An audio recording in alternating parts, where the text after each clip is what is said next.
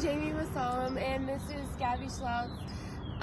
We're in a meeting today, and she works at the San Mateo County Sheriff's Office. My career of choice is going to be law enforcement, and I chose her because she's in that career field. So you can go ahead and introduce yourself.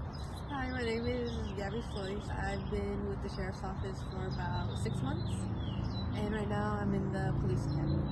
Yeah, so we're both in the Police Academy together, and so what made you want to become into the law enforcement career? I mean, I'm with the Sheriff's Office with the San Mateo County, and I lived and grew up in San Mateo, and being in law enforcement really gives me the opportunity to create the safe environment that I also grew up myself.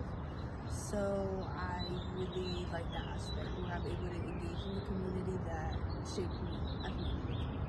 Yeah, so with all that following being said, I guess it just shapes us into being the better us. We want to serve on the line of duty, and with that is a commitment and a big role.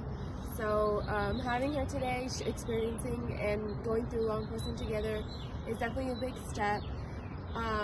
So do you have any strengths or weaknesses you'd like to share being in law enforcement?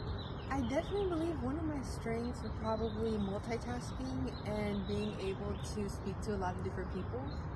One of my weaknesses is probably that I think that I'm really understanding. You know, I give a lot of people a bunch of choices and I let them explain themselves when most of the time it may not be the full truth. But I'm definitely working on that. Did you experience change about ways you perceive your future career fields? Like did you have a change like being in this field? Like did people look at you differently?